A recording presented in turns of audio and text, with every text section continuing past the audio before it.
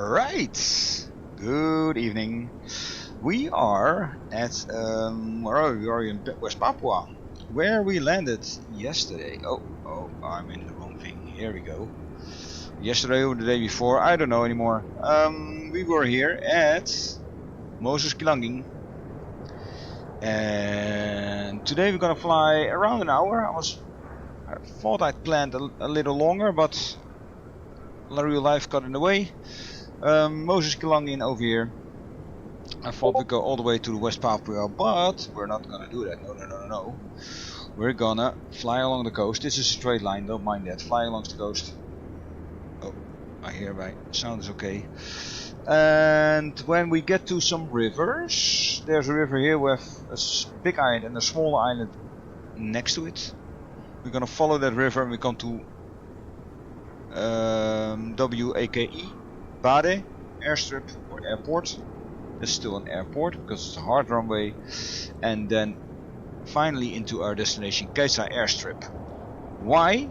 Because I want to test this dirt under the wings thing, and I was lamenting about it yesterday about all the well, not being too pleased about the lack of dirt accumulation. And then I thought, I haven't done any airstrips, only hard runways, so it's not strange that there's no dirt on the underside of my aircraft. So why not take that to the test and go to an airstrip? So instead of what I planned, going to WAKK and then also Australia, I thought let's do an airstrip. So this is our plan. This is all good and nice. I'm gonna put in one VFR station, 112.7. That's our field that we're taking off from. 112.7. We will lose it, and when we lose it, then there is no radio beaconing. So we have to do visually. So I hope the weather is good, because I have no clue. Could check that, of course. WAMT. So yeah. Let's see. We're in the aircraft already. We checked it. And what I could do here, of course, is go to the flight planner. Let's see if there's weather available for that station. WAMT. Kaisa airstrip. Weather. VFR.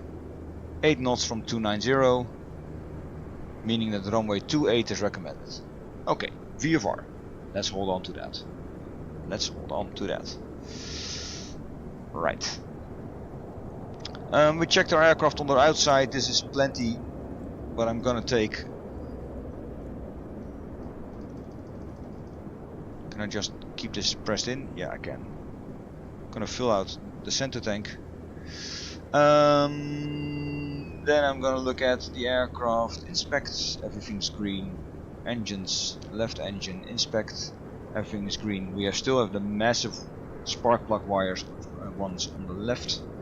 On the right we have the fine wires. Oil level is a bit higher as well on the right engine. But everything is still also in the green. Electricals, everything is in the green, but the battery has a bit of an unload, but we'll see that later. Okay, let's start her up. Closing the door. It's a balmy 25 degrees. That's not too bad.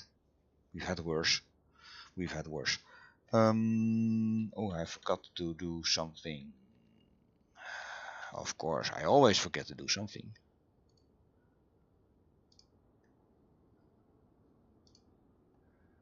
Okay. Copy link. Yes.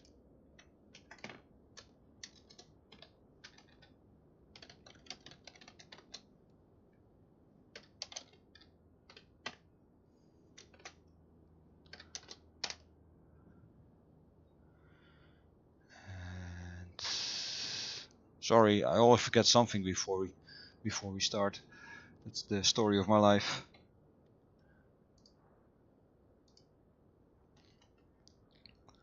Right, that's it. Okay, now battery on, sweep, and let's get this baby started. Levers are okay, nav lights on, beacon on,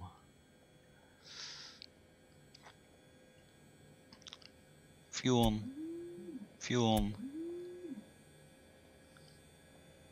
Let's do the right one first. Crack. Pump on. Oh, pump on. 1, 2, 3, 4, 5. Close it. Crack it. Crank it. Full up. Bring it back to 1000. Alternator in. Second engine. This one goes off. This one goes on. Crack the throttle.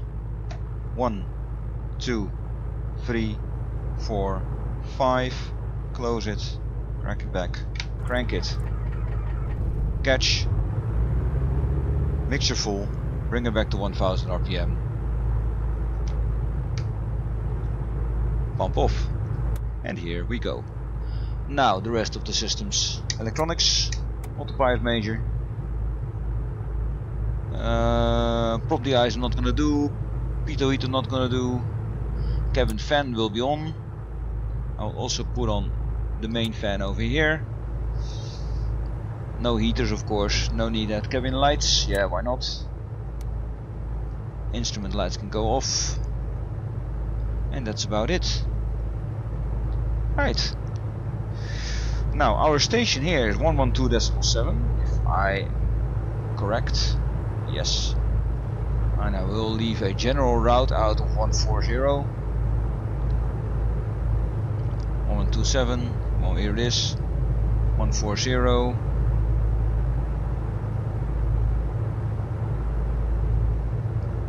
That's about it. This will also be my general heading. General I say because I'm gonna follow the coast. Oh, these are already in, okay. Right. These can heat up a bit, that's fine. Everything's in the green, everything's running, everything's good. Only the oil has to warm up a bit, but it's already in green, so that's good to go. Right. This can go off, it's still on. Map light. I don't need cabin lights. Screw it. Power for nothing. Right. I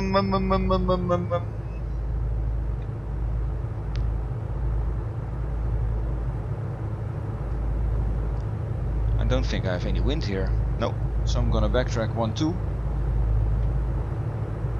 So.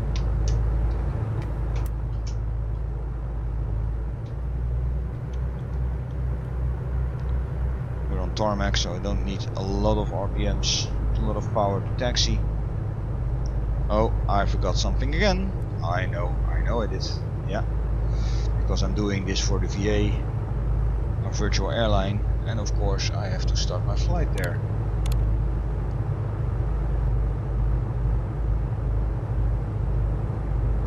Is my flight correctly set up? WAMT, yes, fly. Now I'll get paid for what I'm doing, virtually anyway. Taxi lights on. Oh, this steering wheel thing. Way too enthusiastic.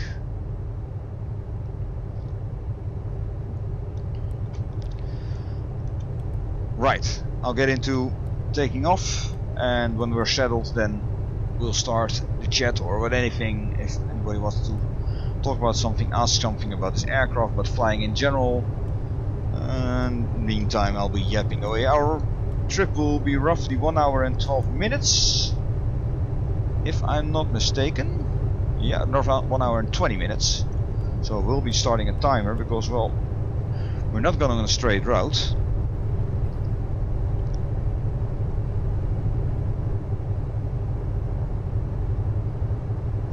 This is not slaved yet. No way. Yeah, 2-1.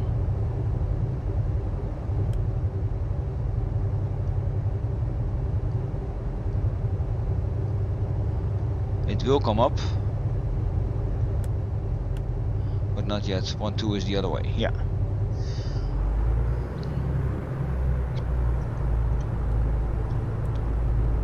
We're going that way, and we're taking all the runway we can have. It's hot. So that also always has an impact on takeoff run. Hot air is thinner, so less oxygen in it, meaning we will have a lesser working of the engine. The engine is basically an air pump in which the air expands because of combustion, so getting warmer. So any air coming in that is cold will have a better combustion than air that's coming in that's already warm. So warm air loses us power, warm air is thinner, so our prop will be less effective, the lift under our wing will be less effective. All in all, warm weather makes the aircraft perform poorer than in cold weather.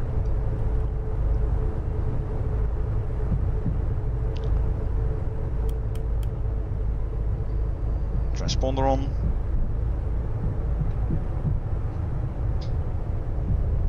Brake her down a bit. Ease on the speed.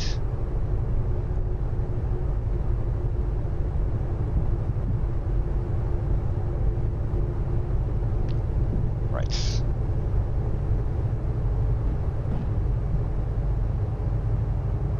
I'm gonna wait here and do my checks, and then we are off.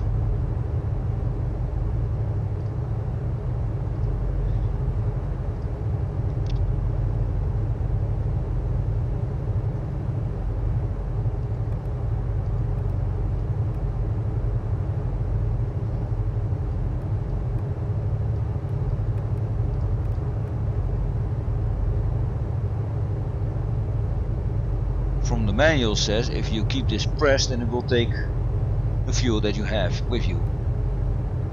I tend to disagree, so I have to ask this. Update.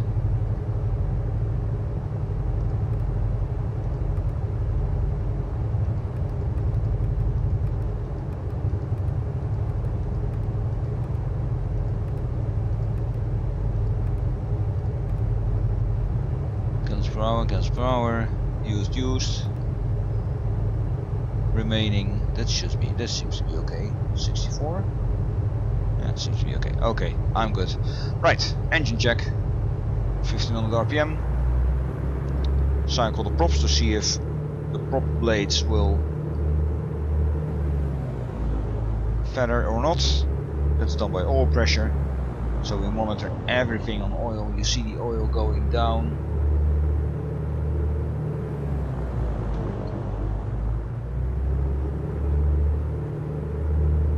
Right, batteries, magneto, sorry, left, right, left, both, left, both. I've seen a drop in both, and there's no engine shutting down. Going to idle, nothing the matter. Going back to 1000. Right, strobe on, landing light on. We are set to go.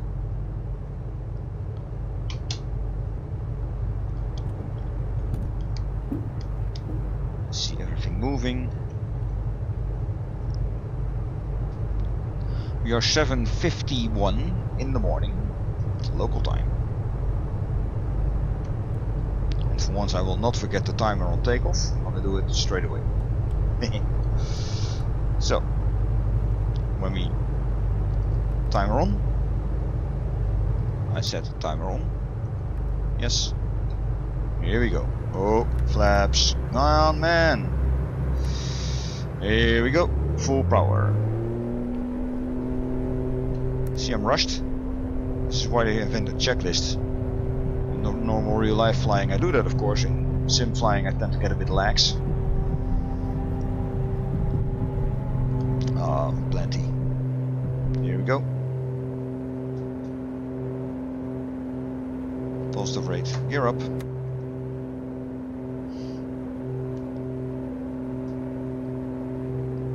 200 feet. Flaps up. Forgot the pumps. See? Oh, I forgot anything. Pumps are on. Just a safety precaution. Climbing power. So 24 manifold pressure. 2400 RPM.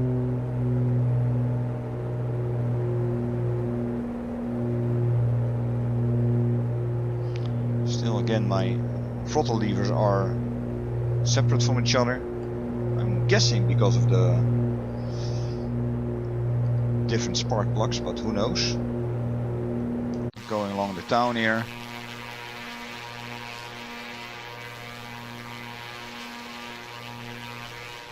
Looks more like a shanty town than anything else, but okay.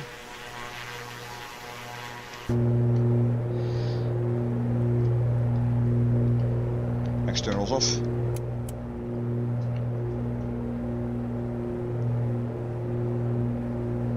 And we're heading 140.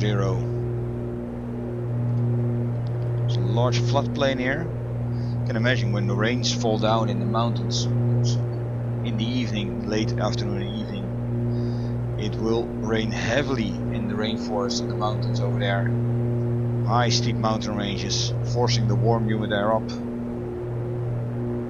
making it rain, and that rain has to go somewhere, and that's down. And that down means off those steep mountains, off to all kinds of valleys, then into the floodplains in the jungle here to wash out the sea.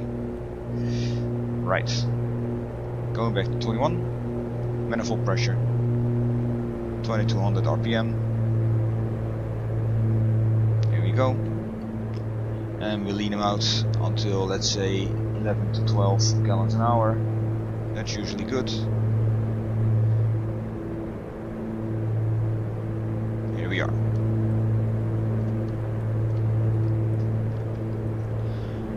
Now, our flight should take 1 hour 20 minutes. So the timer is important. When we hit the coast, I will start following the coast.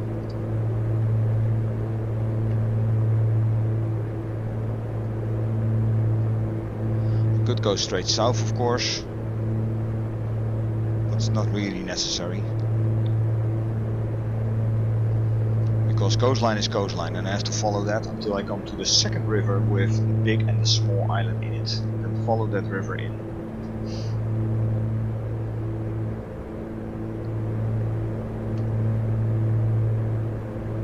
So we're all good. We are now 4 minutes on the way. We're keeping a low profile because I want to see where we're going. So you can see some haziness across the horizon, meaning there's an inversion. Slight inversion here. An inversion is a warm air layer above slightly cooler air. That means that air can't rise anymore. So the air, including the moisture in it or the pollution in it, gets stuck, creating a fog barrier. I'm guessing that's what's going on here. It's only hazy, it's not that much. I want to keep my eyes on the ground, and I'm aiming at roughly 1500 feet.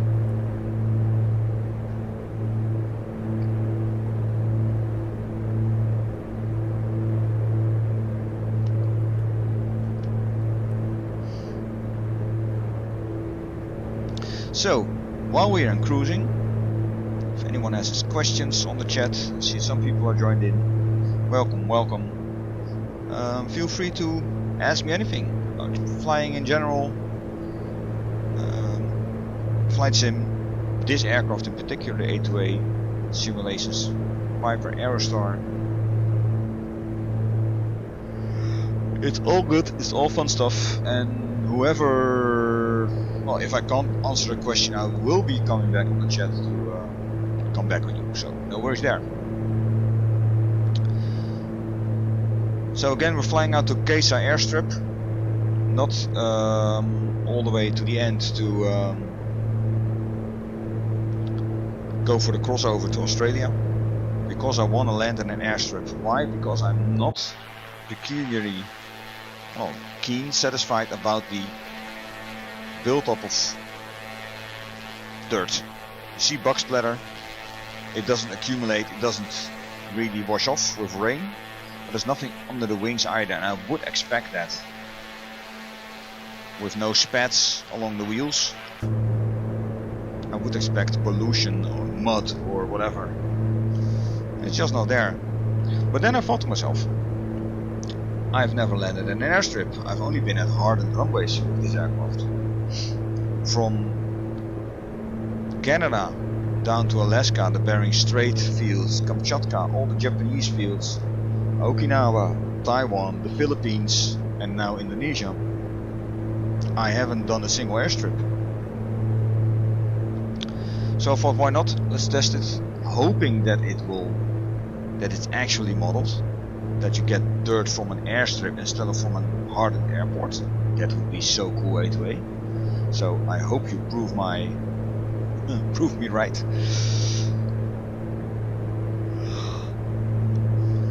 Even if not one airstrip is enough, but well, none is none.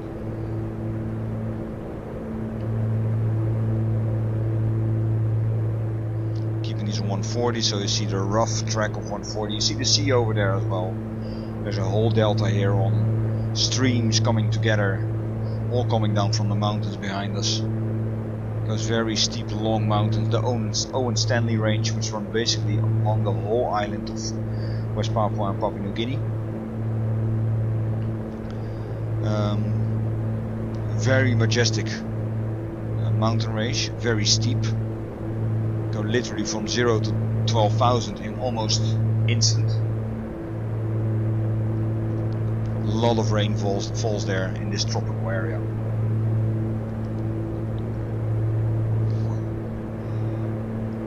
As I explained earlier, a bit of a meteorological lesson, but this is a tropical area. It's hot, it's humid. Air is therefore warm and holding a lot of moisture. Warm air can hold more moisture than cold air. When that warm air collides with the mountains, it gets pushed up, and thus it cools down. And when it cools down, it can't hold its moisture anymore. So there you have big clouds. Because of this range here going so far up, you don't have normal clouds, you get massive thunder clouds. So every day in this area, in the afternoon and the evening, it's raining cats and dogs here, and that water has to go somewhere. It lands on the mountains, and the mountains are high, water runs down. So all along the way, both on the north and in the south, there's waterways like this cutting through the jungle to get all that water away from the mountains out to sea. So it's basically one big delta. This whole southern range of Papua New Guinea is one big massive swamp delta. You have smaller rivers, big rivers, anything in between. Which makes it kinda interesting to fly over.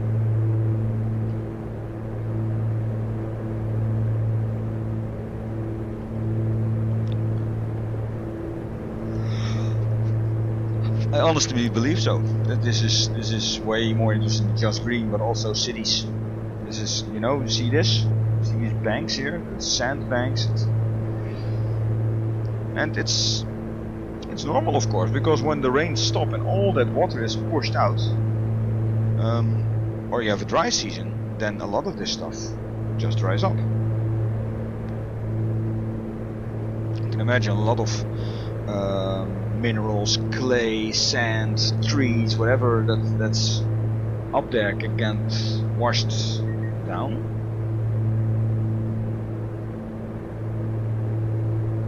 Meaning that it ends up here somewhere in the jungle. Maybe lodged in a bend in the river like that. So the river takes another route because it's blocked now. Think of all kinds of stuff that you can see.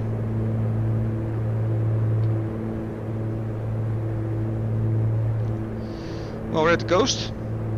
We are 10 minutes in. I didn't time this because I know I have to follow this down. But I also know that waypoint 1 should be roughly 1 hour. This counts to 56 minutes.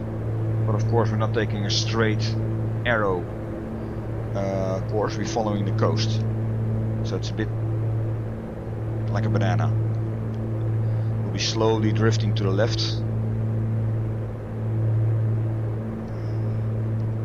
What we are looking for when we get there is, well, let's say a river delta and then a river with a big island and a small island behind it.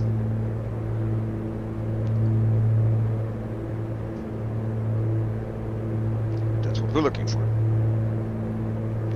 But that's in 50 minutes. For now, it's just following a coastline and looking around, enjoying flying, enjoying our scenery.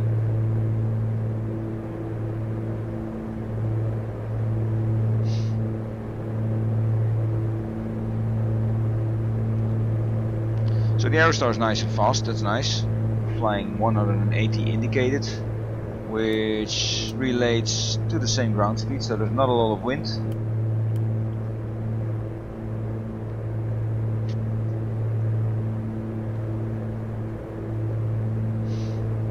I'm keeping the VFR in just in case. Should this at least get us around maybe 1/3 of the trip. Getting back is just putting in the coastline, of course, because something happens, we have to land somewhere. There are strips around, I know there are strips around. But I planned this one for, let's say, 1.5 hours, which is a nice flight time.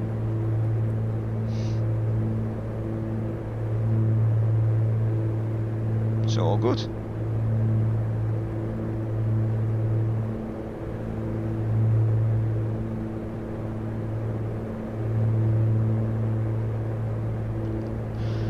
Many of you have maybe seen all my flights, because I'm recording or live streaming every flight I'm doing from Whitehorse, Canada, all the way to Gold Coast, Australia, flying this aircraft. I haven't done a whole lot to the technicals of the aircraft. What I do is equip one engine with the fine wire spark plugs and another engine with the massive spark plugs, just to see their the difference. Aircraft is in good order. We've flown around 38 hours now. The only thing that we had was a bit of a butt clencher. It was over the Bering Strait, going into Ericsson, when one of the cylinders of an engine, we lost it, basically. So that was kind of a shame. I did continue the flight, but well, it's also on YouTube, so you can look it up. And that was kind of harrowing, but the engine kept running. It was just one cylinder, so that's why I decided to continue instead of divert to Adak back or something, one of the smaller Aleutian islands.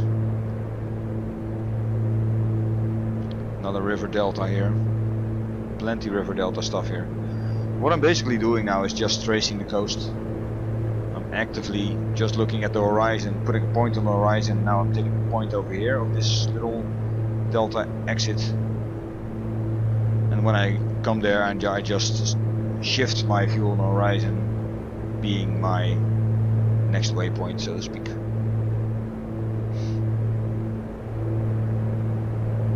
Engine's humming away nicely.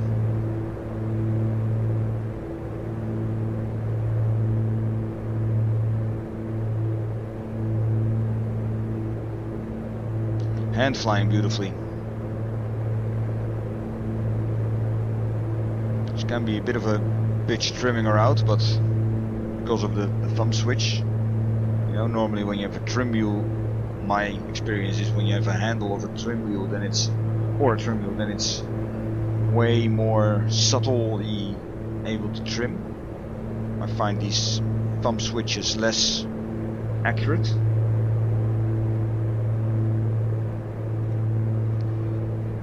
But the trick, of course, is when you're almost there, you can always just add a little more throttle to add nose up, or just extract a little throttle to add to decrease nose up, get nose down.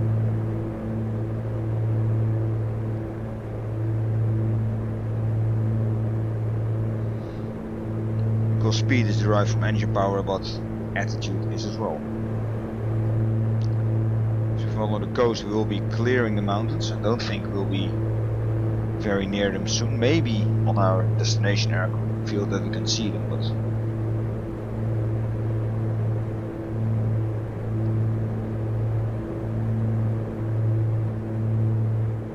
and having this week off, I hope I can do a lot of AccuSim flights, either live streaming or recording them. I tend to record the longer flights or the long flights over water, just because they're not that interesting to watch, of course. Me over water for endless hours. So I tend not to stream those, but just record them and then pause when nothing's happening.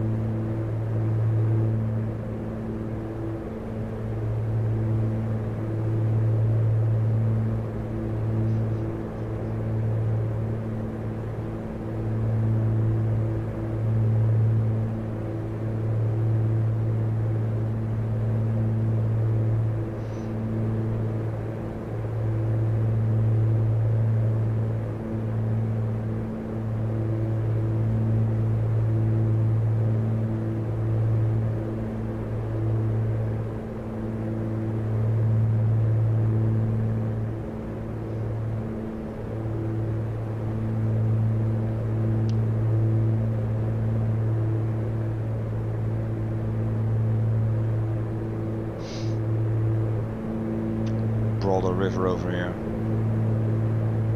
Basically this whole southern coast part is one giant river delta. If you would look this area up in little nav map, then you'd see this. When we get further back from the mountains, I guess the water will also diminish a bit. Further away from the mountains, but we'll see. We'll see.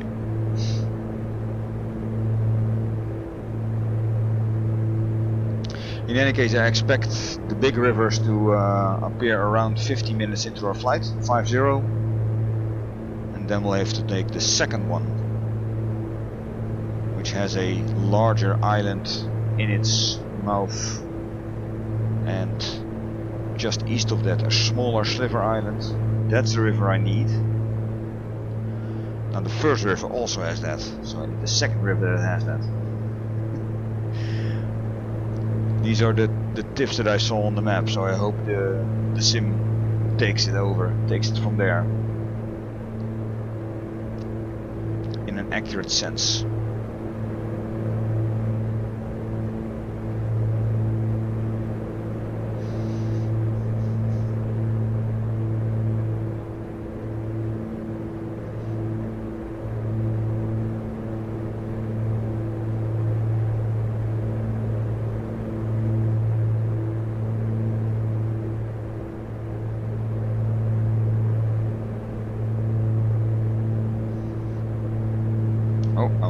I'm already losing the station. Not even 60 miles out. Okay.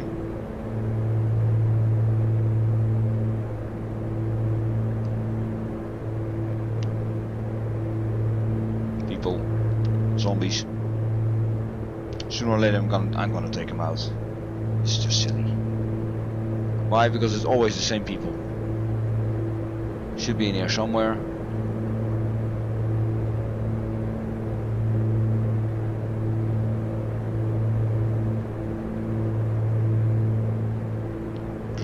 Persistence. Relax steering, guarding, blah blah blah. Advanced.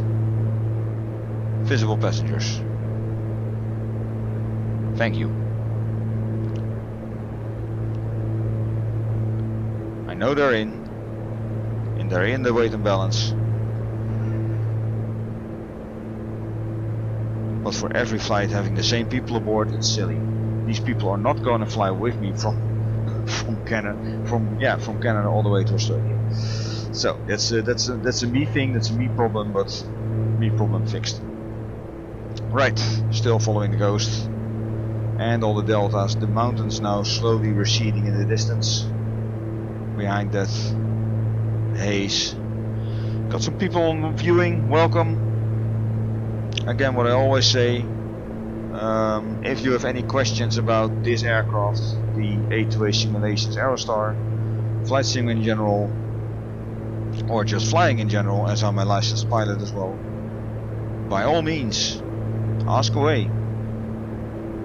And if I don't have the answer, I will be able to get back to you on the chat.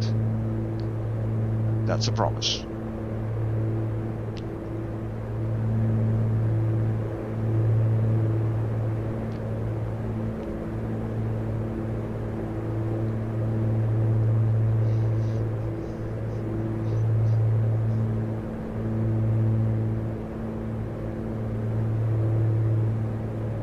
20 minutes in the flight, everything is A-okay, all in the green, all normal.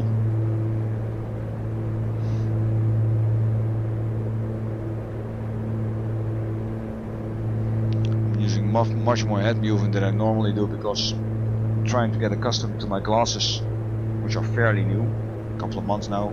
And I've got a curved screen and it doesn't really match bifocal with curved screen. So I am trying, but it makes my head move a lot. Right, we're over this hub up here and I see a cape over here, so I'm gonna steer towards that. That's my new heading, my new viewpoint, so to speak.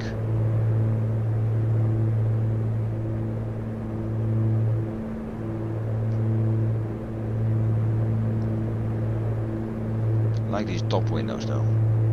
It's very retro top windows. It's effing hot, I can tell you, having top windows in the summer.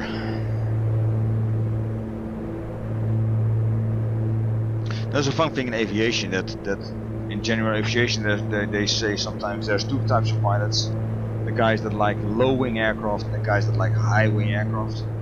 Personally, from a flying perspective, I couldn't give a damn. You can see outside below a bit better with a high wing aircraft. Then again, the wing is a bit back, but on single engine aircraft the wing is normally in the way over there. I like to be able to watch down, view down, so that's a pro for the high wing. But what's absolutely beating low wing by high wing is that the high wing is basically a shade canopy, and that high wing is filled with fuel, so heat from the sun gets absorbed by it massively. So it can be hot in that, of course it can be hot inside, that doesn't matter. As soon as you fly, you pull all the vents open, you'll be cool, that's fine. On a low wing aircraft with especially with a canopy, it's I've had one flight in earlier days in which I had the canopy. It was like 31, 32 degrees. I think I chucked 3 liters of water in an hour flight. Easy. Too damn hot. I know of a summer flight that we did in a group from the Netherlands towards Belgium, to Ostend. Several had iPads with them for navigational purposes, moving map stuff like SkyDemon or Easy VFR. And the air pipes shut down because they went into temperature overheat, temperature control, stuff like that. Now a high wing aircraft does not give you that issue. I'm not saying it's cool, but it does really help in the summers. Having a shade canopy over your head, which also absorbs heat, because A, the aircraft is white, so it reflects a lot of sunlight, and B, there's fuel in there, which absorbs warmth.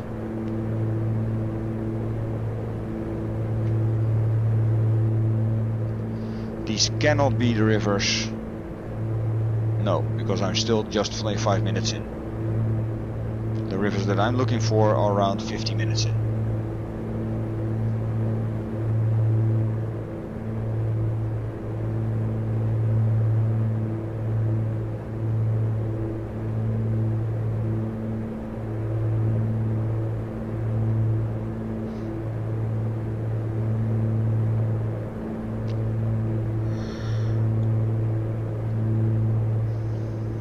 Again, it's nice hand flying this bird.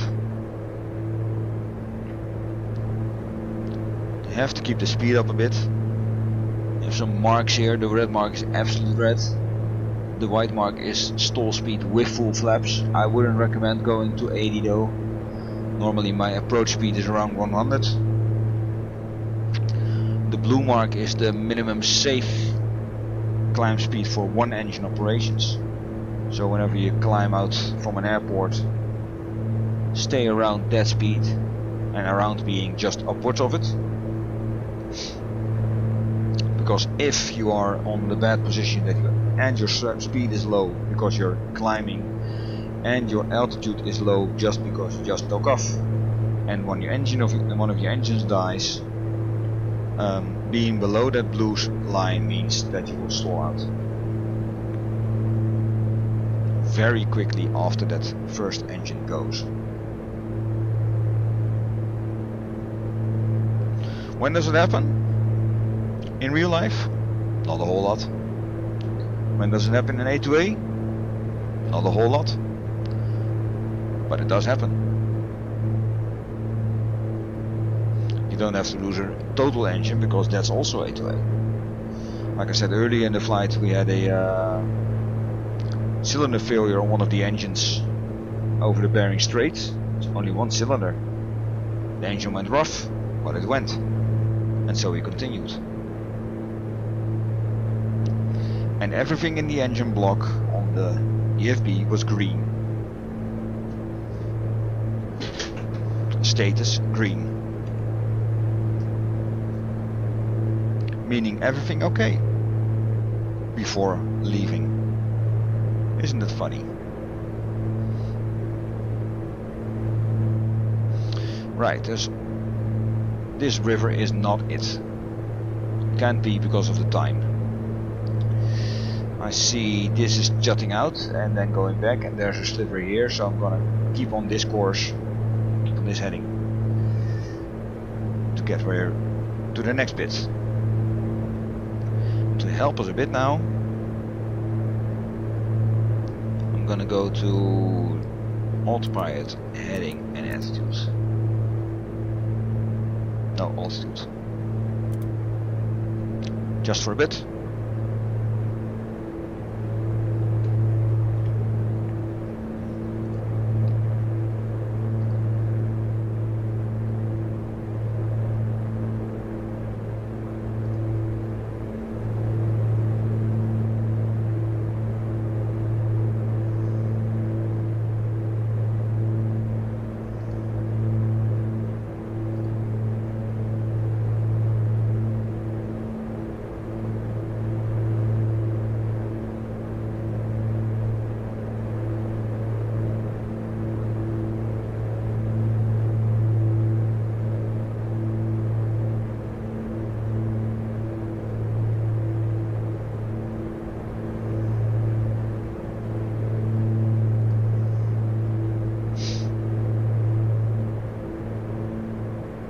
And it's, well, basic. Oh, there's a strip over there. Fun. Which one? Gonna check that.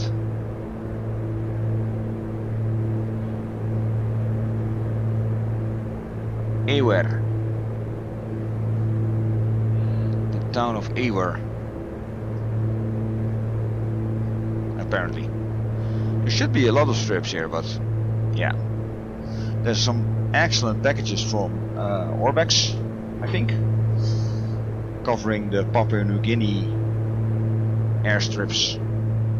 I think there's 4 or 5 packages, and they're very well recommended by me, because basically for not a whole lot of money you get 5 or 6 fields per package. And if you like some adventures flying, that's excellent stuff. That's really excellent stuff. But take the right aircraft though. This aircraft is not for those shenanigans. This is a Fox luxury cruiser, not a short takeoff and landing operator. 31 minutes into the flight, meaning we should be roughly down in 50 minutes, and we should be finding our river entrance in around 20 minutes.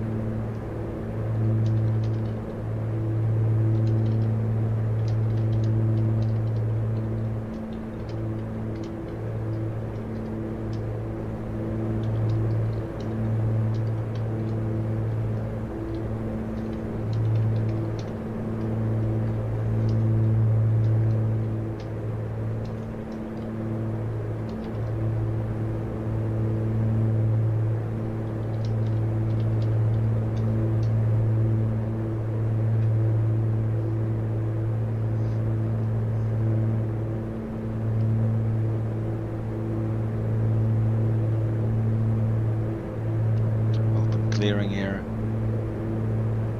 The delta stuff is getting a bit less. The swamp stuff. It's now merging into larger rivers. The smaller stuff is now inland over there.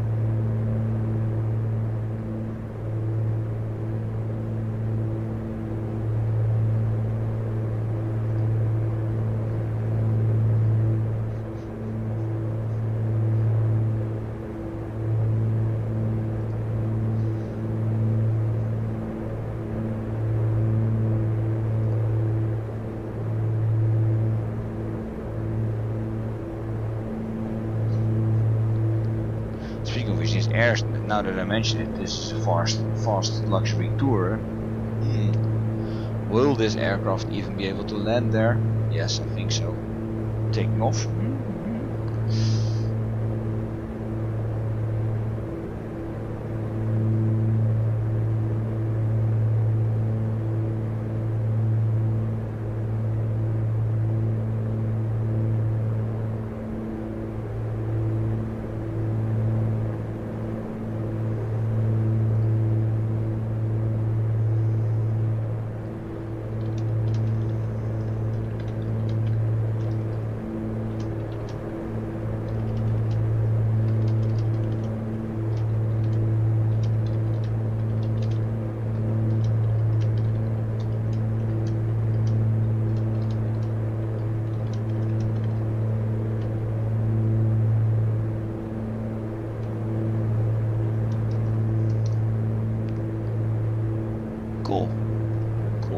Cool.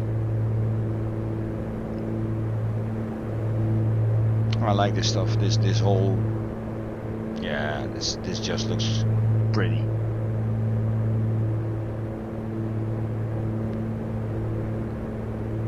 The mountain's almost out of view, hiding behind that cloud haze. It seems that the bug splatter is diminishing a bit. Could be because of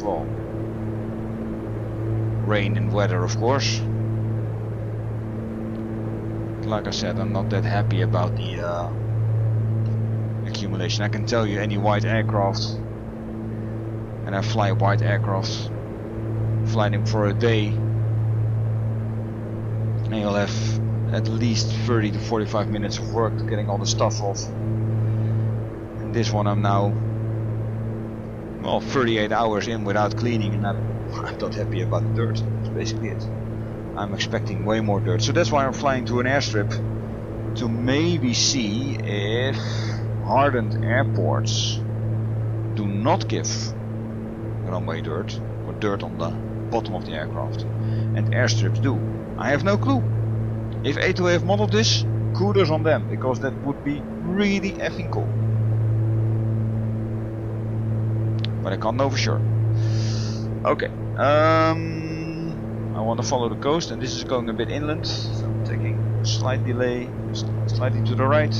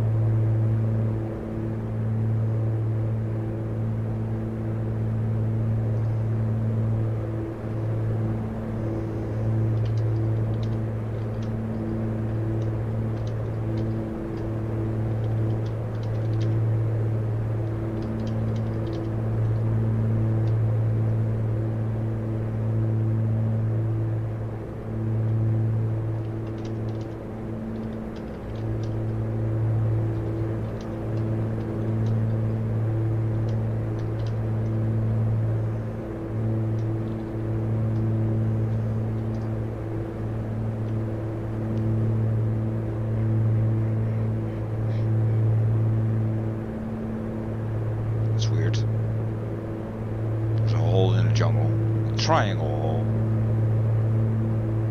Maybe there, maybe it's not in real life, I don't know.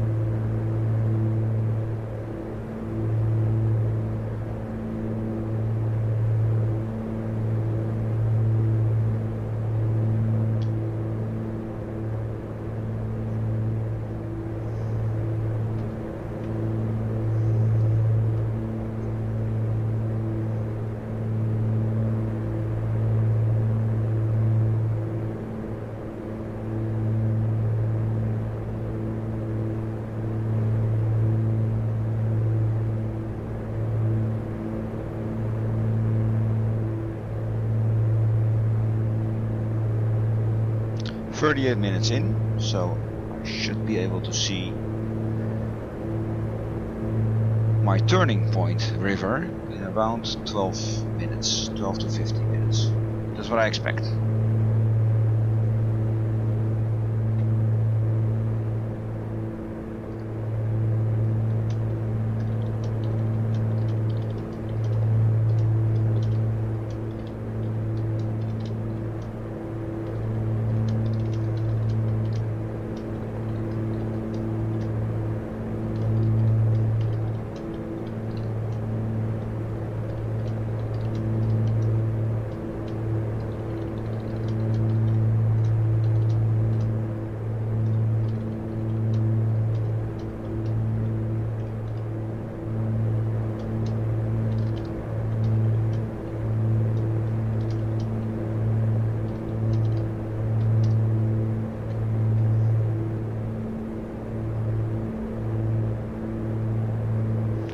Steering a bit more to the right.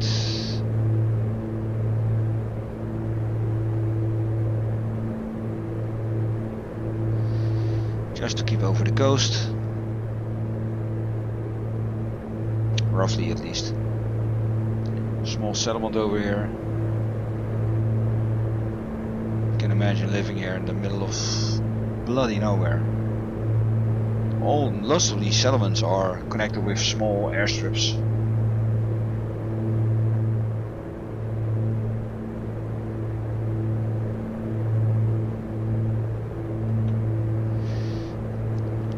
Because that's basically the only way to reach them. You can't get here by boat, you can't get here by car. So if anyone needs supplies, if stuff has to be exported, couldn't imagine what, but okay.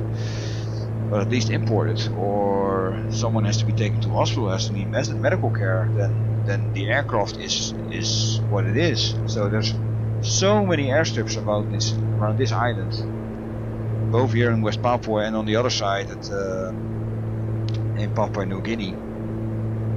It makes it a really fun place to fly in the sim, and it's in real life those airstrips are lifelines. It makes it, to me, unique and dangerous because of the weather.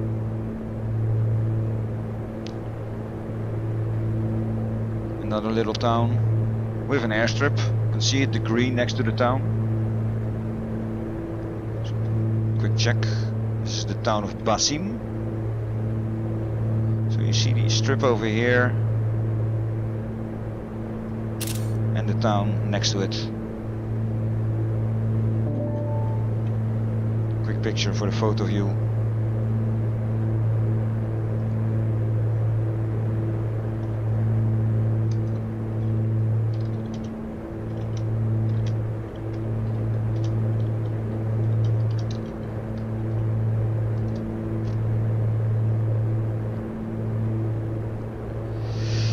Quick photo view. So I'm keeping a record on the A2A Discord on my furtherings. So anything you want to read, want to see, multiple videos that are made, of course, because this is like video, I don't even know, I haven't counted. But I've recorded or live streamed every leg so far, all the way from. No, that's not true. I didn't do the first two ones. So I started from either Anchorage or King Salmon, I think. In any case, most of these flights I recorded or live streamed, and if you're interested in that, please go and watch the one where I fly into Ericsson, I think from Adak or Atka, because that's the one where when one engine got troubles, dropping a cylinder. Could make the flight though, it was only one cylinder, but of course you never know what it does to the rest of the engine. In real life I would have turned back, because indeed what I say, if stuff is vibrating then you get all kinds of issues. Another river here. And the land is falling away to the left there, so clouds are coming in as well. Don't like that. The big ones, the big clouds, the low clouds over here. You see over there. Don't like those. Not on this flight.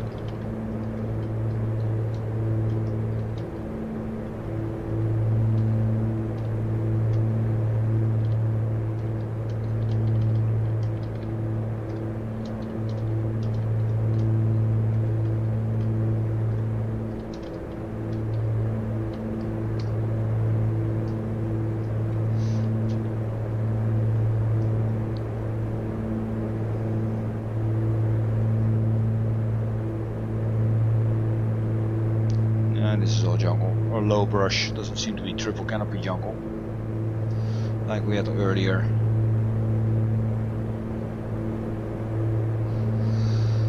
But still, you can see why Indonesia, West Papua, is one of the main suppliers of tropical hardwoods.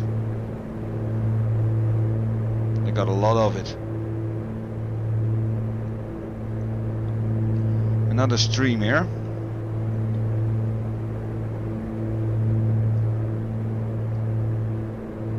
I think we should be near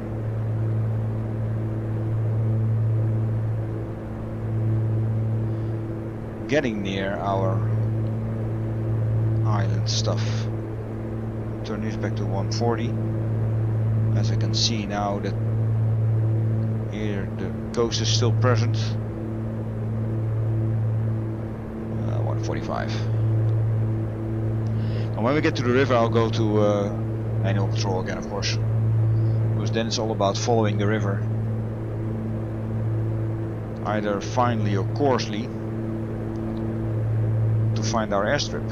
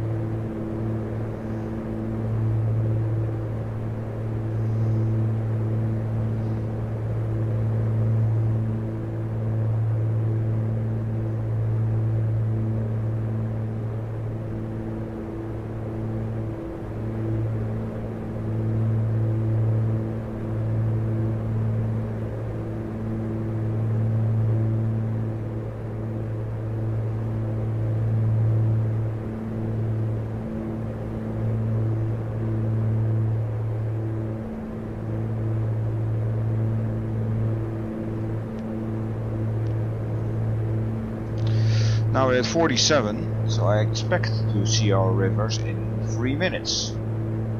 Right now, not seeing them yet, and yes, it's here, on the horizon. The big clouds are on the right, so no worries for us. Visibility is great, although there's some haziness and low shifting clouds.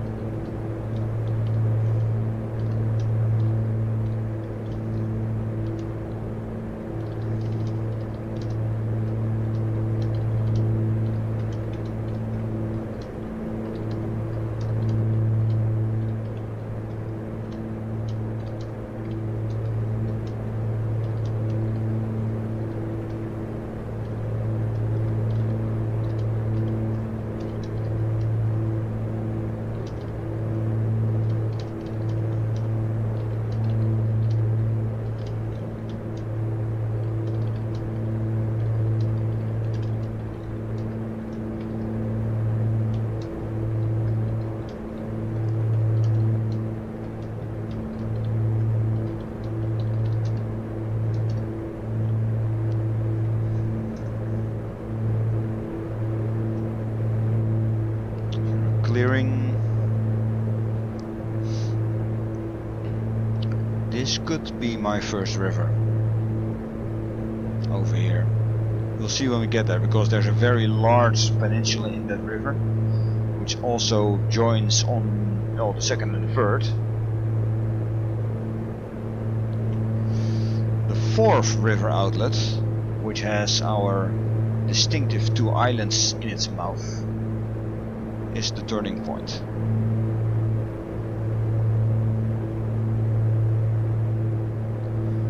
That should be then over there, because it's another peninsula. So I'm getting the course back right again. Let's do 150. Let's see how that works out. You know, I'm following the coast, so I know where I am, roughly.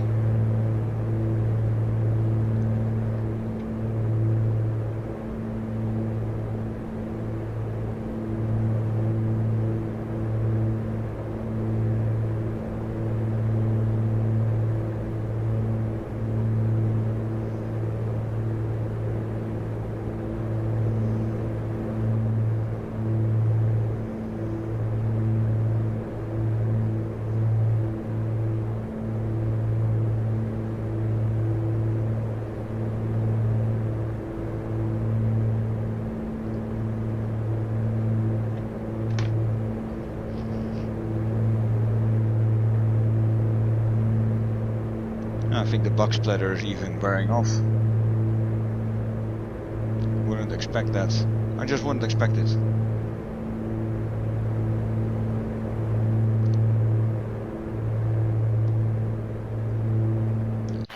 And again, I'm going towards an airstrip to see if I can get the inside of my aircraft dirty, because of landing on an airstrip and instead of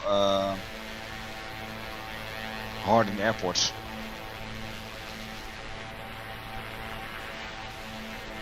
To me, this aircraft is not getting dirty enough. Well, it's been, well, let's say 30 hours since leaving Kamchatka, 30 flight hours over tropical regions, so I very much thought I would have more bug splatter stuff. Yes, this is one. Sorry, I'm jumping the hoop. This is Peninsula 1, because this river runs squarely into that. It's also this river. So this is 1, this is 2, this is 3 then. Then this over here is number 4.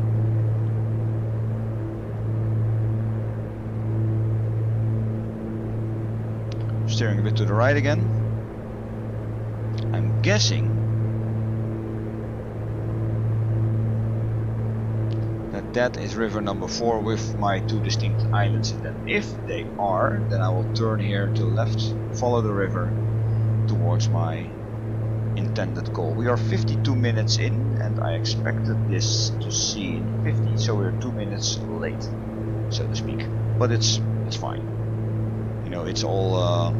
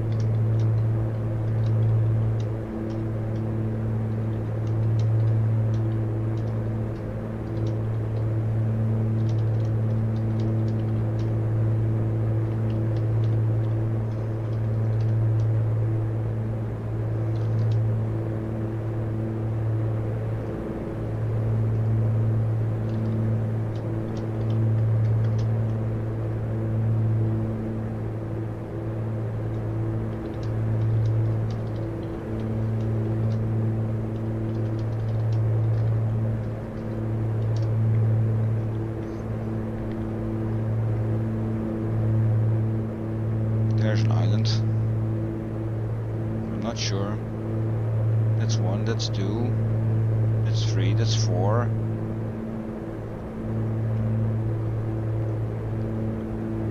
That can't be it. Because it's way over there. And this is way too large. So this is not it.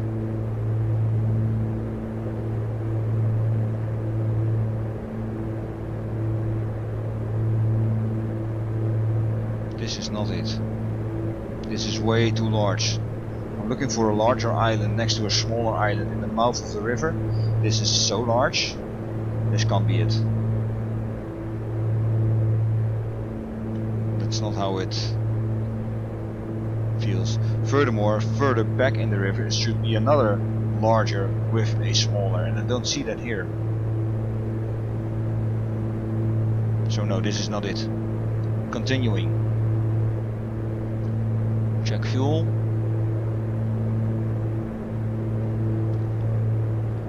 Ten, 24. Meaning I have 1.5 hours to fly back. Should that be necessary? And I'm 1 hour ahead south, so that's fine. I can go back if needed. If I can't find my target.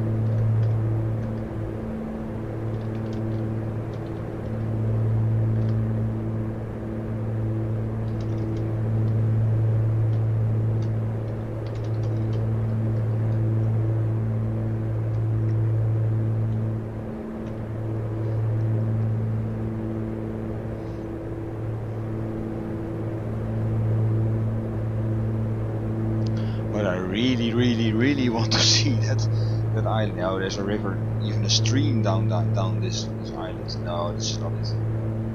The one that I'm talking about is way smaller, and it should. I hope it's for the next one. I really hope it's the next one. Otherwise, I did something wrong. Then either I miscalculated, or it's back there and I missed it.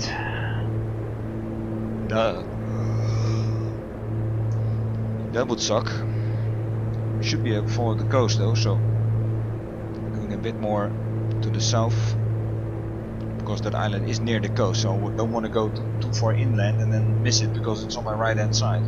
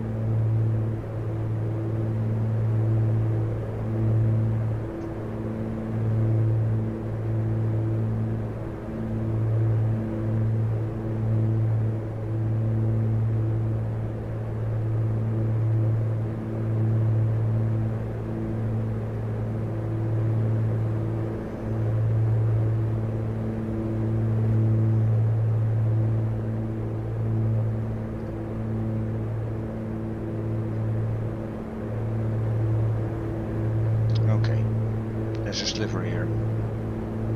This could be it. This should be it. 58 minutes. Should be over it in 1 hour from takeoff. Give or take a couple of minutes depending on the winds. But there should be a smaller island around here then.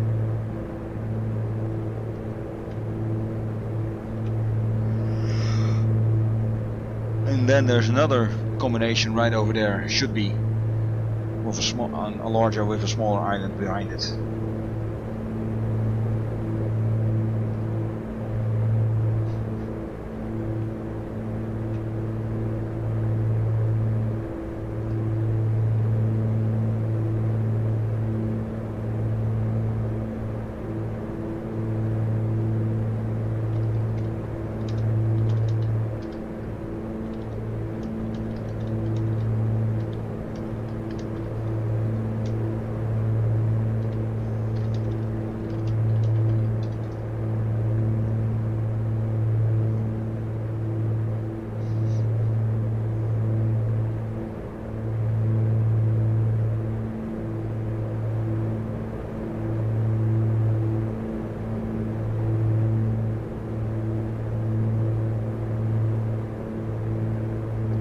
crimson cloud cover.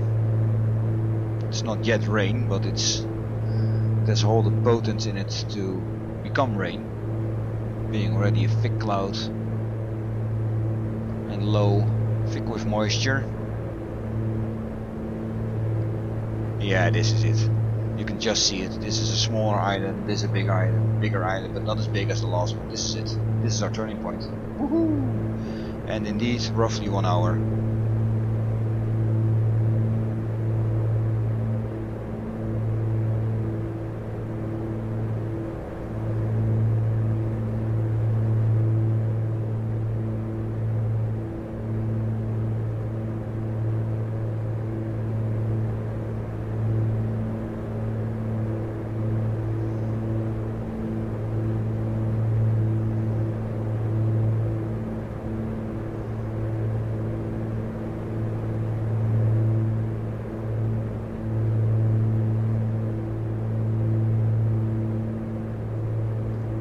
This, Well,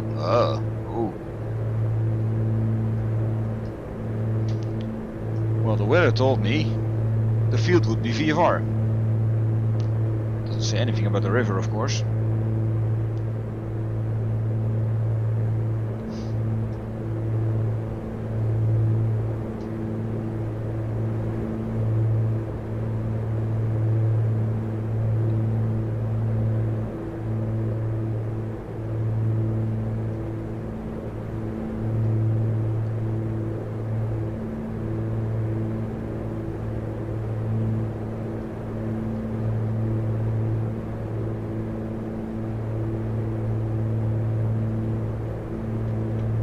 Oh, this is it. This is it. This is my turning point.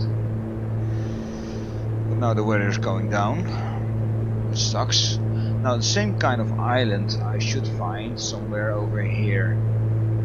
So a sliver of a, well, almost a grown sandbank, and then another small one.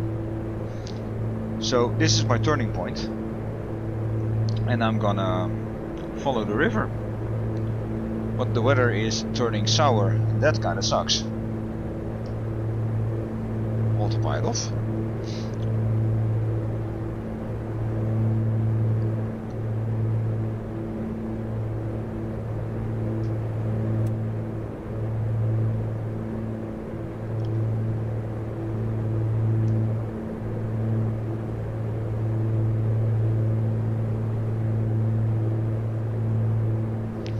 So, under the weather. I have to watch out a bit, because if I go structurally below 500 feet, then my VA tool finds that irresponsible flying. But okay, I'll get a penalty and that's it. Oh, there's another island. That's good news, because that definitely means this is the right river. So I'm gonna aim at 1000 feet.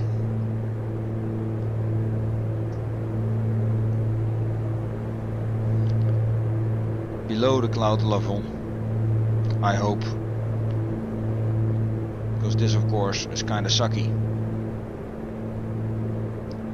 I was hoping to, because the river is looping, so I was hoping to just take a general heading and just consider the loops, but well, with this kind of visibility, that's not gonna fly.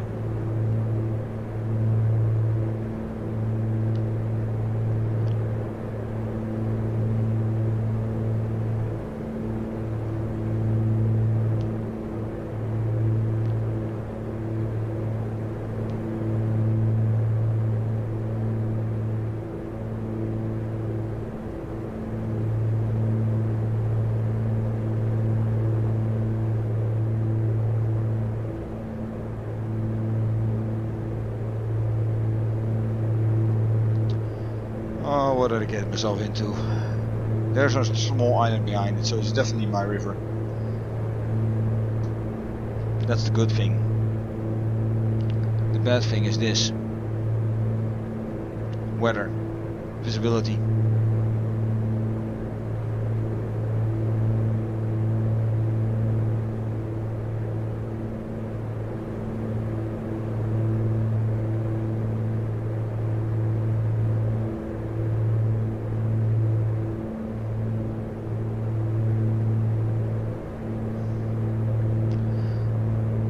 seems to be able to. I could, yeah. Below 1,000 it seems to be fine.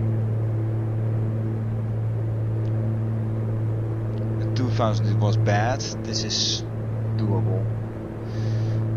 But if I'll be able to just keep a general heading and not follow the river loops, or have to follow the river loops, we'll see how that goes.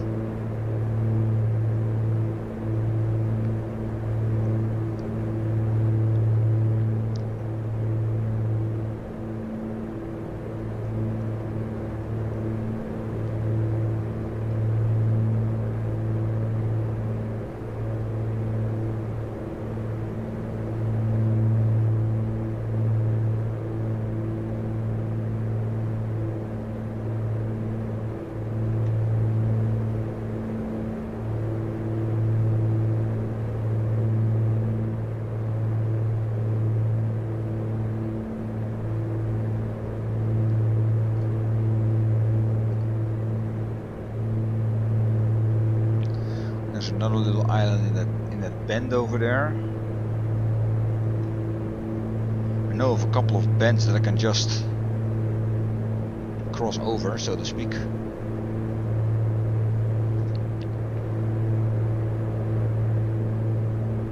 Now I know there's an airfield in one of the bends, an airstrip or field. I don't know for sure. Let's see. Yeah, Wake. W-A-K-E, Bade field, that's a hard runway. So if I see that, then it's just 3 minutes, I think. No more. 22 miles and then 12 miles.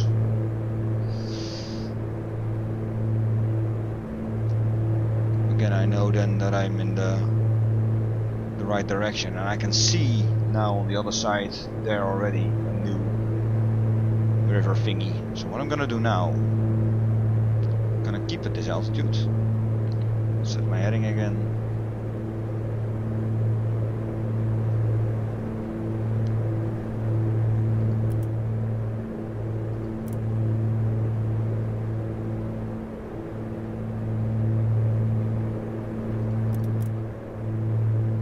keep heading, keep altitude, please, yeah.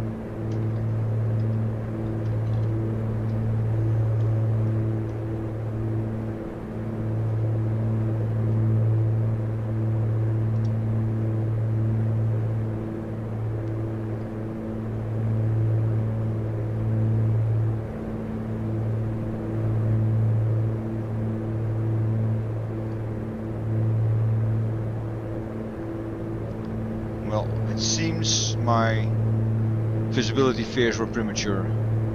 This is what I don't like on MSFS. You know, they were quite hefty, these clouds, between the island and here, and now they're just gone. What is that? Clouds don't do that. They also didn't blow away. They're not over there. So the formation and coming in of clouds is really weird sometimes.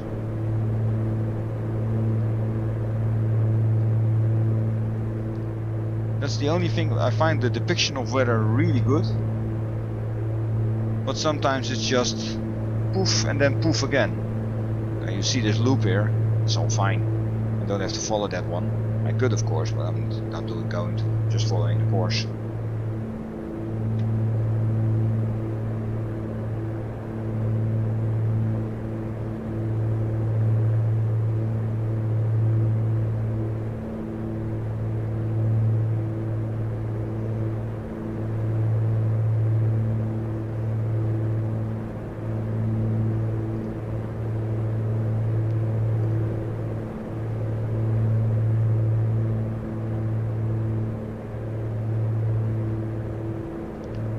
Another looping stuff.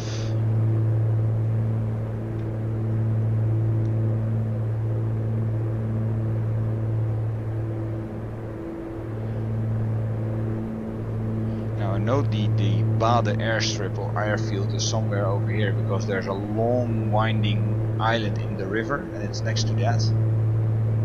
And that's, I think it's in this part here that you see on the horizon.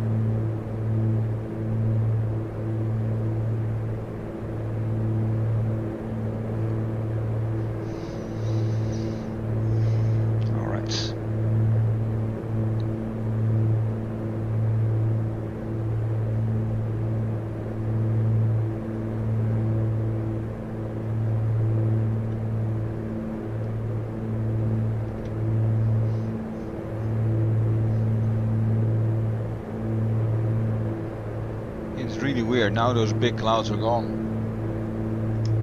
If you look outside, you can even see the first island still in the mouth of the river. Oh, we had such big, nasty visibility limiting clouds here. Really weird. Really weird.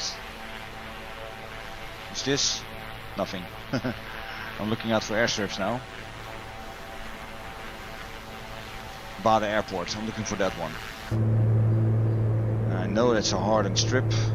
If I find that, then I know that I'm on the right course. Then I have to follow the river further.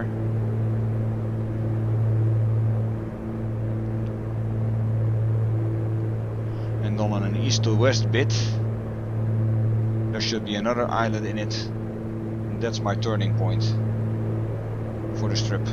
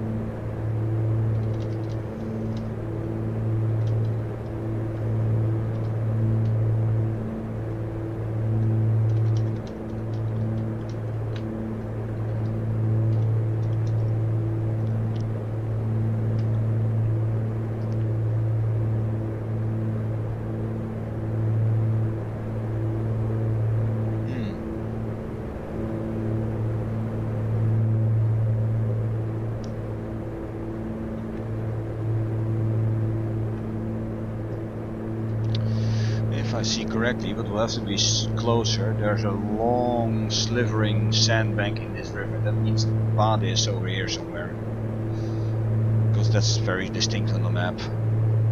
Of course, relaying to Little Math Map, that's my lifeline, stuff that I remembered. Seems to be a road here, if you could call it that.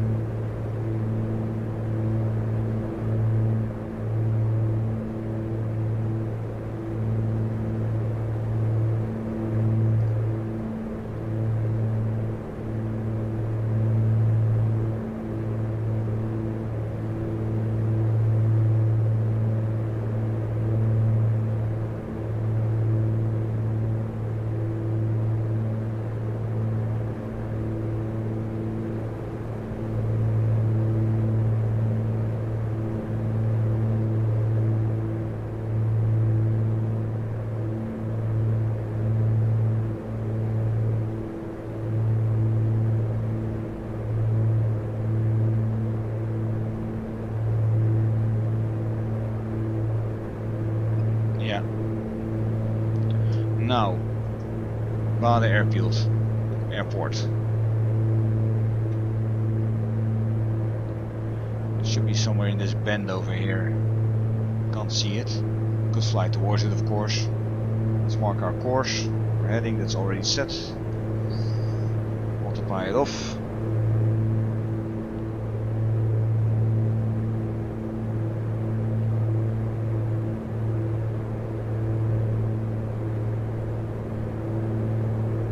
Yes, I can see it already. Nothing straight in this stuff, in this jungle. So if there's something straight, you can bet it's an airport or airfield or strip. Anything man-made.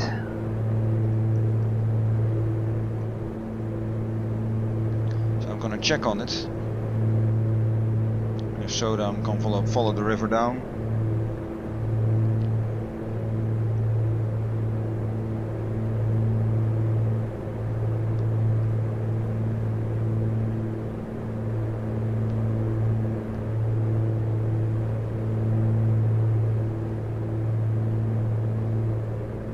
Yeah, here we are.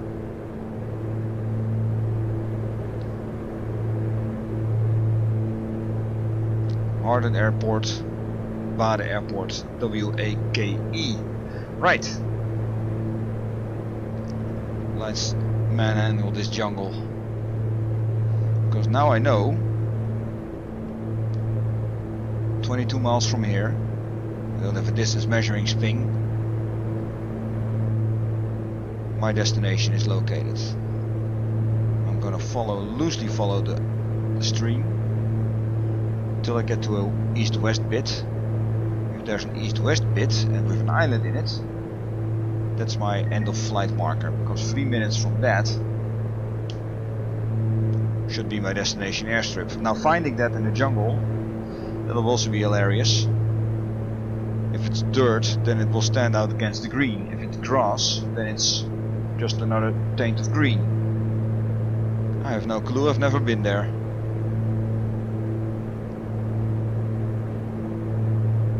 Okay, the river is going there and then arcing back over here.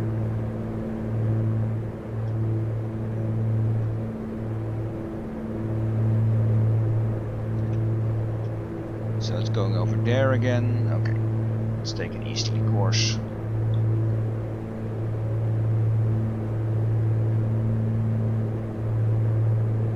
This to 90.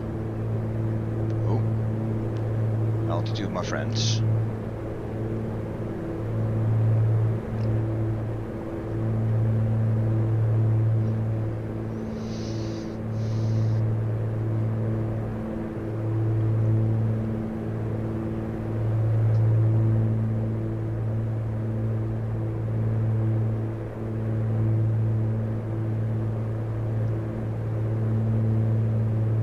Looking for anything open, although I know that the strip can't be here. It has to be somewhere further along.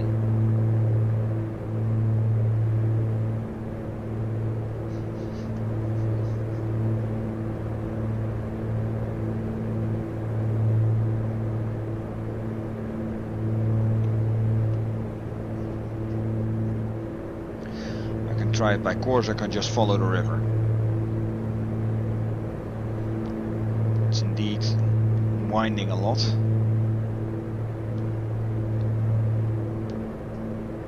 If I don't see something to the east, then I'll follow it, because that means that I don't see another loop.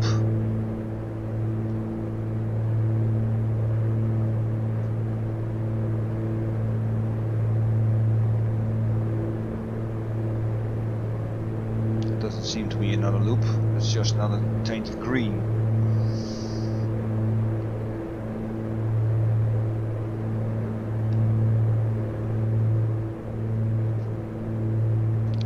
Right. Yahoo!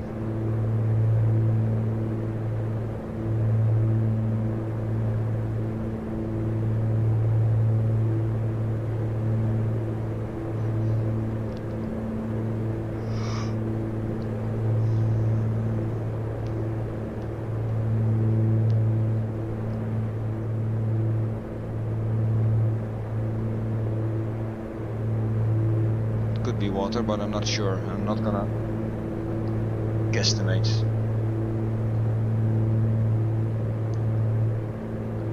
So now almost north, even going north.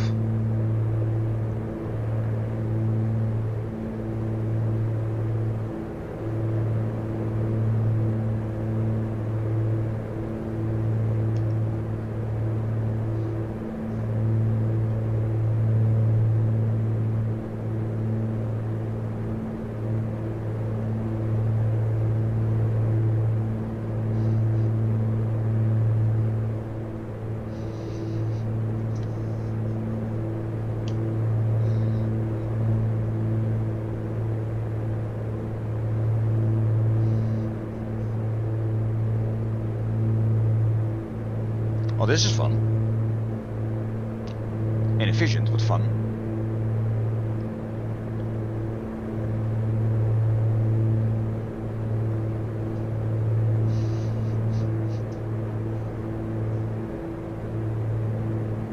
Another island in the stream.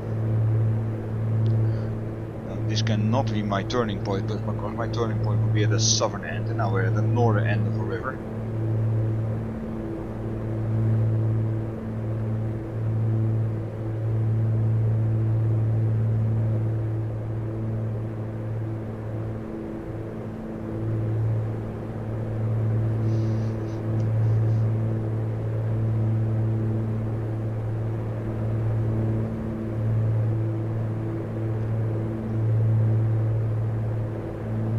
Distances in the river are greater than I expected. Expected to be small or closer. This river water almost seems red. This is what I also like on the sim, the new sim. The river colors. You have water that's blue, green, grey. This is mud water, but it's almost red. Interesting.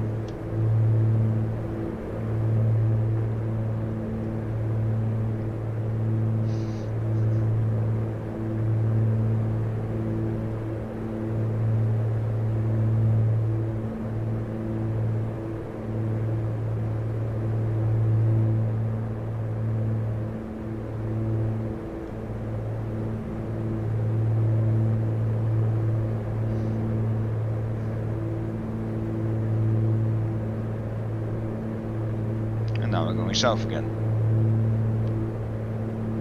Almost. Oh, no, not that bad.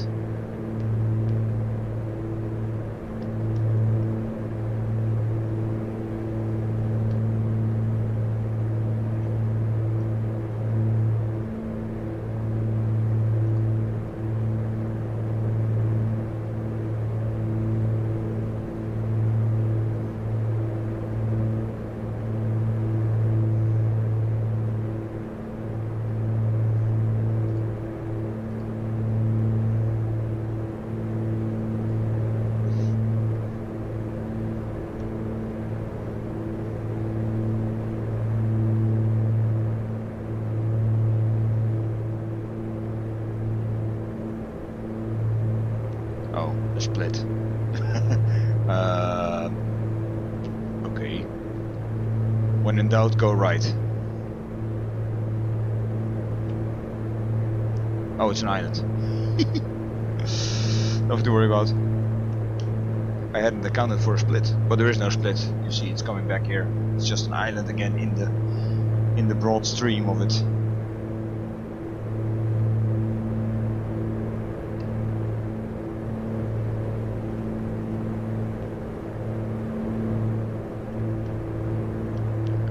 This water color now it's brownish again. Really fun. Really cool.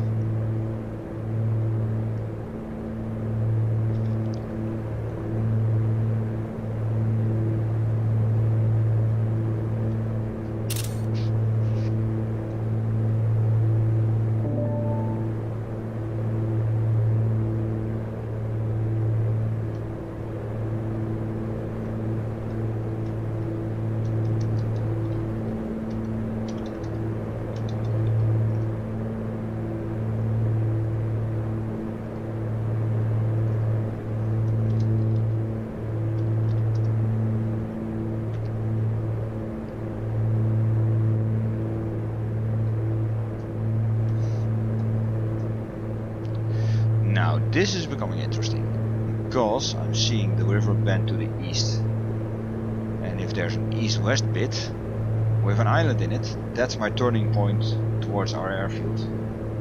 We should be there in 1 hour 20 minutes. It's now 1 hour 25, but that's of course calculated on a straight line. We are not on a straight line, we're doing funky stuff over rivers. So that 125 is forgiving, but make no mistake, 135 would be too much. Then we would be lost. That would be bad.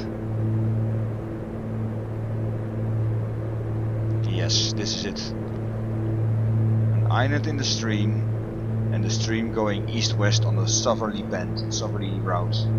Because you went south first, we're east-west, and there's an island here.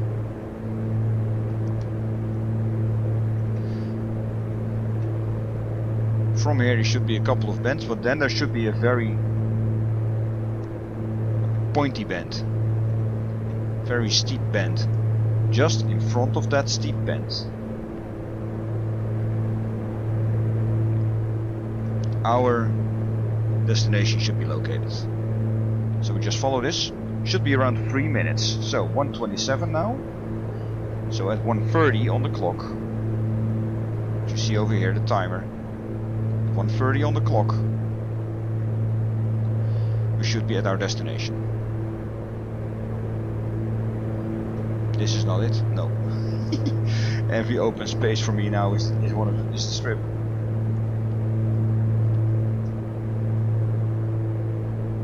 And then it's a matter of landing. Also be a bit of a thing.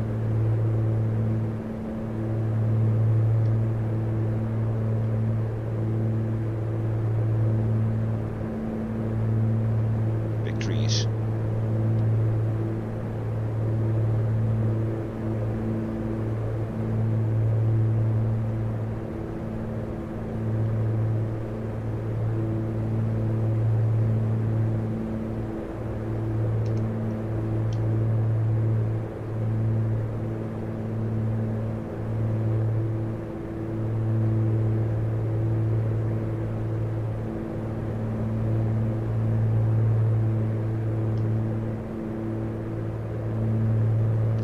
Now, that could be it over here, all the way on the horizon.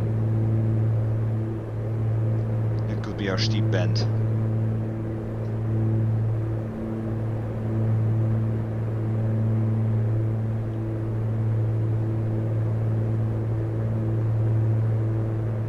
Let's stay above 500.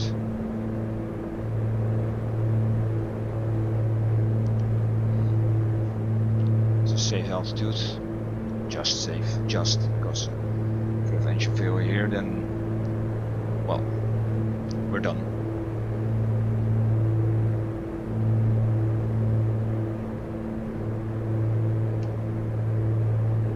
Small opening over here, but no strip, nothing.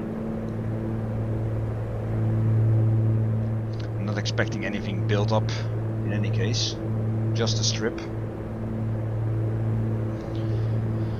It's not the best idea, but it's the only thing I can think of to see if I can accumulate some dirt on the bottom of my aircraft. There's an aircraft photo in the manual with a very dirty underside, which appears to have come from the main wheels.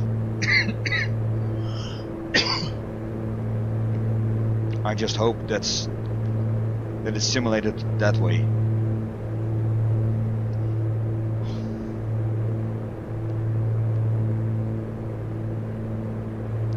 Is it? No.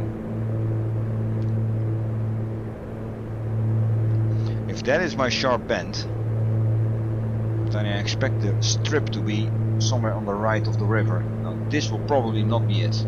This doesn't seem flattened. Could be wrong though, it could be that it is. That could also be it.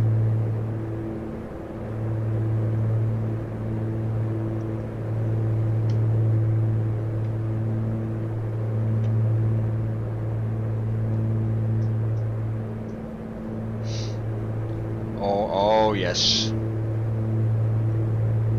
This is it. No doubt about it. This is my destination.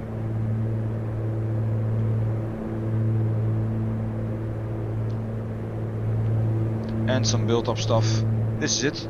I'm gonna land from the riverside. It seems to be the greatest. Or not. No, I'm gonna land from the tree side. Okay. Slow down.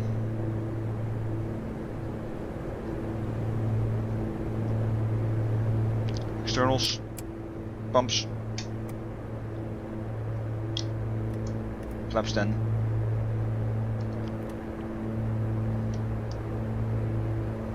Keep it around 700, it should be enough. I hope I can find it again from the jungle side. Gear down. Mixture's full. Free greens. Flaps 20.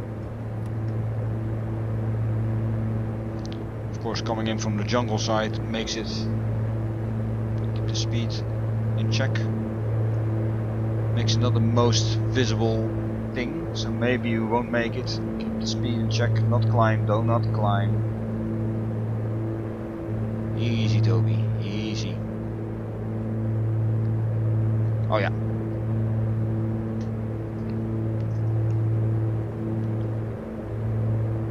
Yeah, we're done. We're good, we're good, we're good.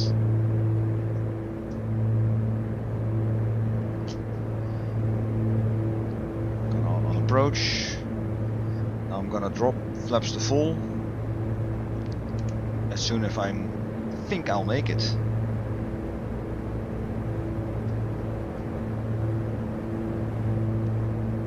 There's a clearing in front of the runway. Flaps full.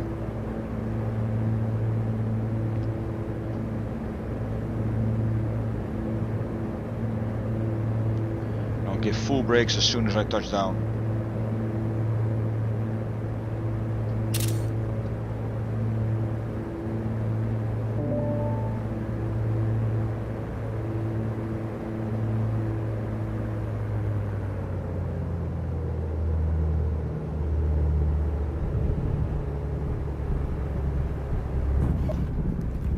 Full brakes, brake, brake, brake, brake, brake, brake, brake, brake, brake, brake, brake, brake, brake, brake. Don't mind the applause. Yes, we are here. Flaps up. External landing lights off. Strobe off. Transponder off. Where do I go?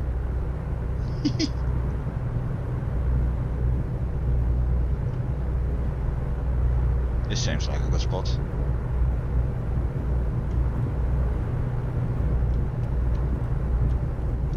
I'm gonna park in someone's garden.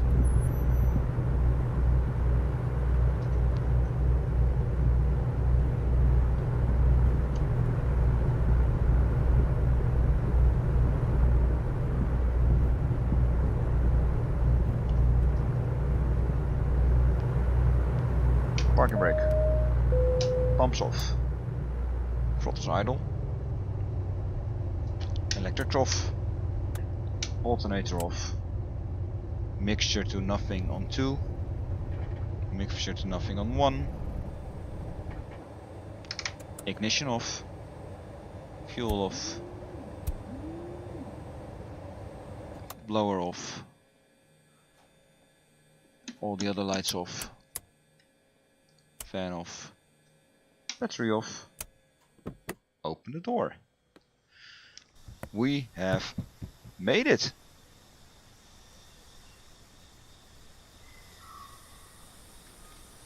Now my PREP tool says I'm at the correct airport. It's also if my VA tool now says you're at the wrong airport, then okay, but I'm not. I'm at the correct airport.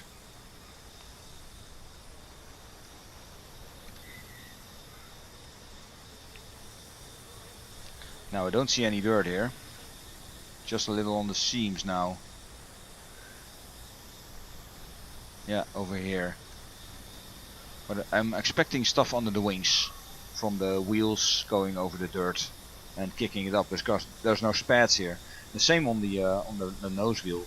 There's nothing covering it, so it would splatter stuff over the belly. But we'll see that in the next flight when we depart from here. Speaking of which, and where will we go? Let's find out. What do we do? This is the Sungai River. No, the Sungai Digul or Digul River. Sungai's River. Digul River. Okay. And this is indeed what we did. So we found the correct one, crossed over it, then started following the river. Very nice.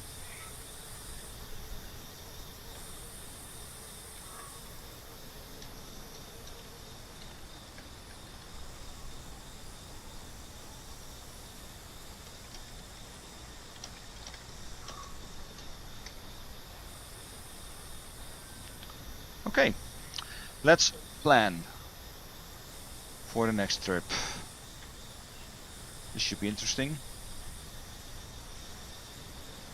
New field, yeah, new plan. This is my departure.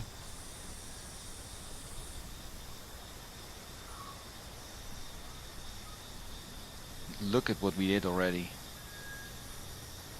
Oh, it's cutting in. Yeah, there's a moment that the track gets lost, especially because I'm also flying on something else. Here, the Silk Route.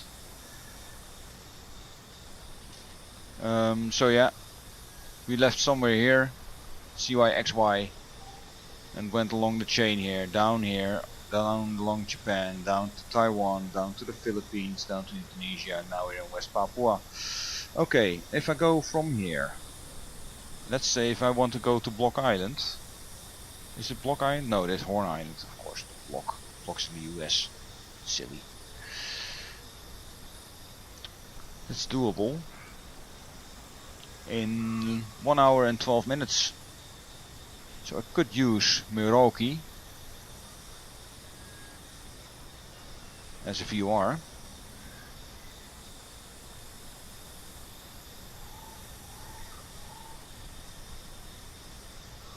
Just for comparison's sake, and then follow the coast. Now, does anyone ever here have a reference? Kubin not, Nura not. Some islands here. Oh, there's an NDB here. I'll take that one. I'll take that one. So that's 1 hour and 12, and then we're officially in Australia, and from there we'll see what we'll do. Hick Island seems nice. That's a dirt strip. That's for later. Hick Island. Also a dirt strip. Because I'm not then going to Ingenu or Agnew. Go along the coast over here, because the coast over here is Gold Coast where I'm going, and that's all the way down here. Yeah, here's CG, Gold Coast. Okay, fun. This will be our next flight, and this will probably be tomorrow. I don't know if I'll stream or not, or that I'll record, but in any case I will make it onto YouTube and see how we continue further. Thank you so much for watching, and see you on the next one. Cheers!